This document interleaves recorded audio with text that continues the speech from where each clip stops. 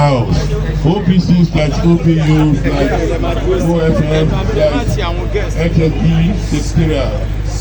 Tuesday, 27th of August 2024 by Basharon Peter Ulole Oduwayo, CEO Amber Properties Limited.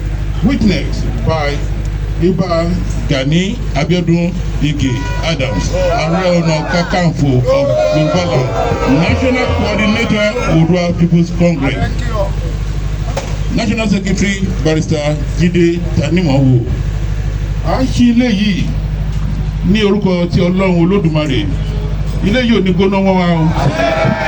Gbogbo nǹkan tá a bá fẹ́ ṣe nínú ilé yìí ó mọ̀ máa tù wọ́n alára ní ẹnu. Gbogbo àdáwọ́lé wa ìjọba ò ní dá wa láàmú o, àná ò ní dá ìjọba láàmú o. A bọ́ sí ìrọ̀rùn fún wa ní o, àṣẹ.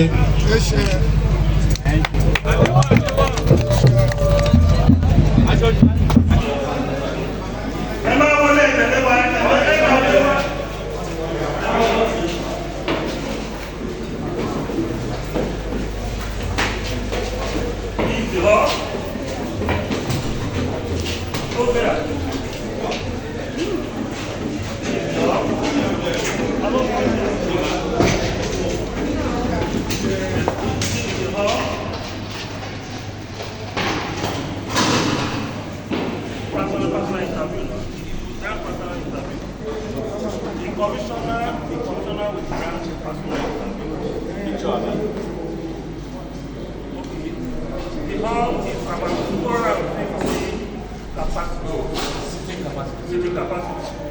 We have another one upstairs. About 170.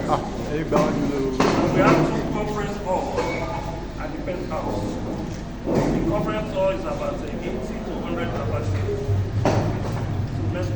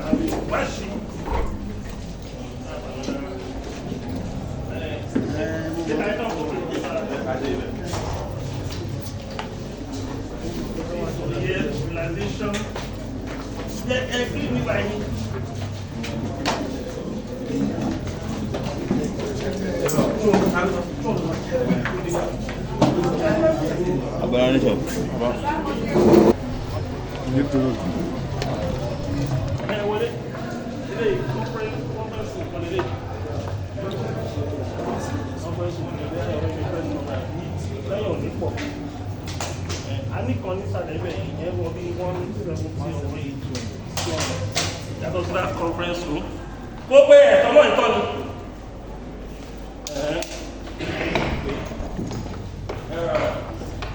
This is another conference room. This is another conference room. How is that?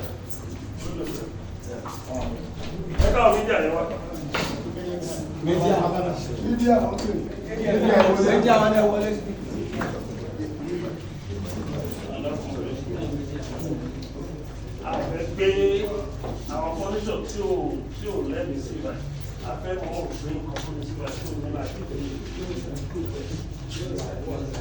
ẹ̀wọ̀n bí ló ṣe dúrà business àwọn ọ̀rá ètò business ọ̀rọ̀ ló làwọn face. This is another conference room. This is a conference we can hold press conference here, but what we're planning here is that we have some tables. On that place we do for video like the press conference or like the press conference here for this ceremony. It's supposed to use this conference room. Let me just show you my own office. These offices of the aides.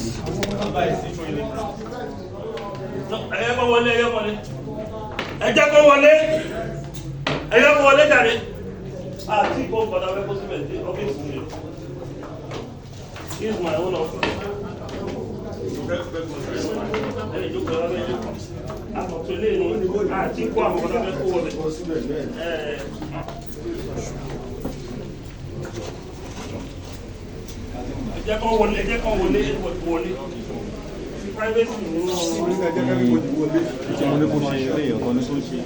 Opening ceremony, there is no privacy. And here I come even. I have a rest. I have a rest.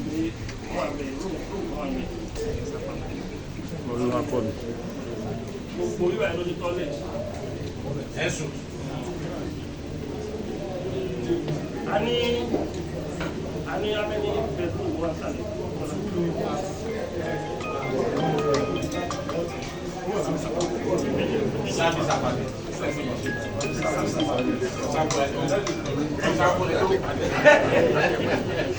Bàbá mi dábàá náà wà lẹ́yìn. Àkọ́ndà ìbátan fún wa sísú bẹ̀ nísàlẹ̀. Ní Grand Frog. Àwọn tajọ́ ń bọ̀ náà rèé náà ní ìjà tajọ́ ń bọ̀ tó dẹ̀ wá lé ní báyìí lọ́wọ́ ìkó. Yóò lè jẹ́ ìrẹ̀bí ẹsẹ̀ nígbà ẹsẹ̀ tó fi wá sí ìjẹ́ tó lọ. Lákàtọ̀ tí a máa ń gbà wá báyìí. All the media.